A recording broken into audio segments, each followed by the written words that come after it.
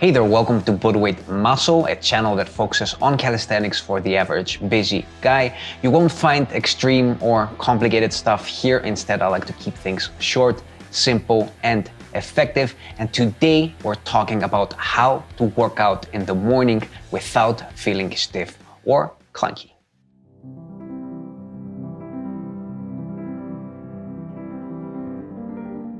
So, training in the morning before all your adult responsibilities get in the way is one of the best ways to stay consistent with working out, and also has a ton of other mental and physical benefits that we covered in part 1 of this series. Here's the problem though. A lot of people who try to work out early oftentimes feel stiff, clunky, and end up having a disappointingly unproductive workout. This makes sense since your muscles, tendons, and ligaments need to be treated differently after being inactive for so many hours. For example, compared to an afternoon workout, your body needs at least 30% more warming up.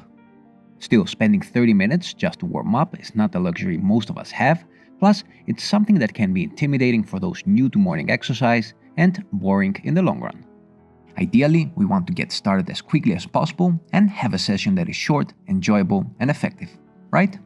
Well, today I'll be sharing all the tips and tricks that I've gathered over the last 5 years from training consistently early in the morning that will guarantee you a workout which feels smooth and helps you start your day in the best possible way.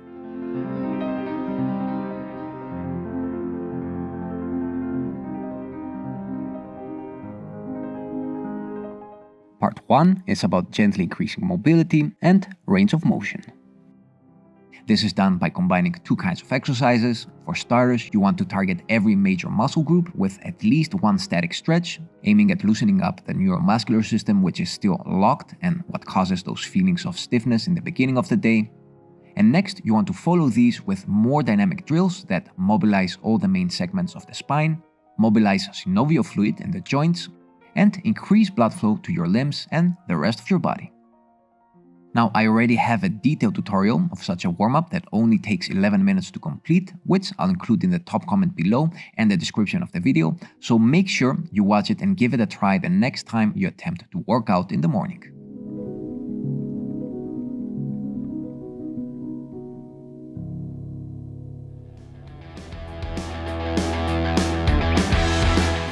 Alright, so this is the first step of shaking off that morning stiffness, and step 2 is all about how to strategically build up the intensity during the rest of your training.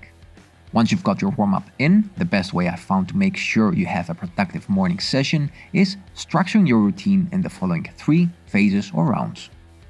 Round 1 is what I call the get the engine started round. During this phase, you want to think of your body as an old car during a cold winter morning. So go easy on yourself and get about half the reps you'd normally do. Pro tip: I also recommend using assistance bands for full bodyweight exercises such as dips and pull-ups during your first round, even if it's been years since you last needed these. Or if you're still training with assistance bands, then start with a heavier one than the one you normally use. This is a great way to avoid irritation of sensitive joints like your shoulders and elbows.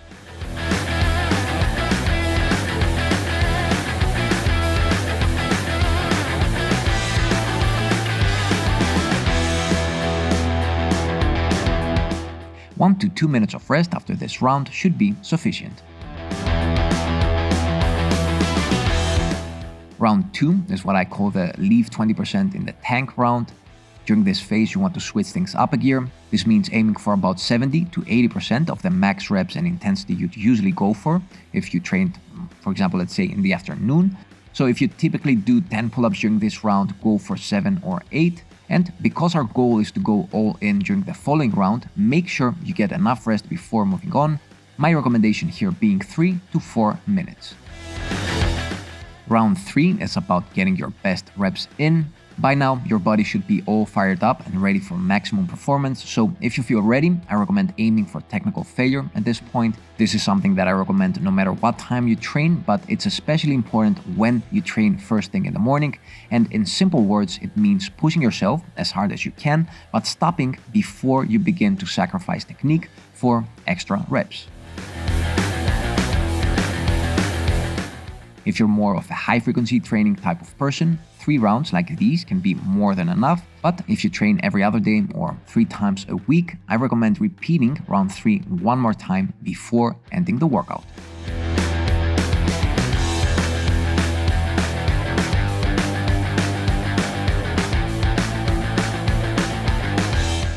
When you're new to morning exercise and you try this approach, you might feel that you're not getting a lot done, especially during your first rounds. Still, try to keep the big picture in mind here. What's really happening during rounds 1 and 2 is that you're taking your time to prepare your body in order to maximize performance during your last round or rounds. This way, you're still getting enough overall training volume, neuromuscular adaptations, and intensity.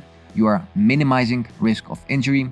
You're making sure that your whole session feels smooth from beginning till end, and finishing off your workout strong not only leaves you with a feeling of euphoria and a boost of energy that carry over during the rest of the day, but most important of all, it leaves you looking forward to your next morning workout.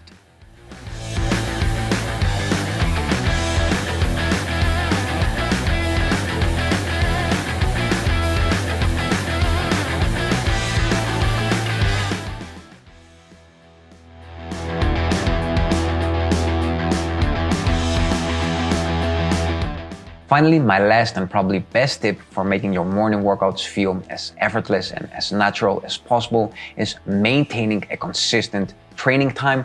This way, your body optimizes your circadian rhythm and your physiology in order for you to perform at your best during those early morning hours. That was all for today. If you have any other questions, make sure you leave them in the comment section below. And until next time, keep on training.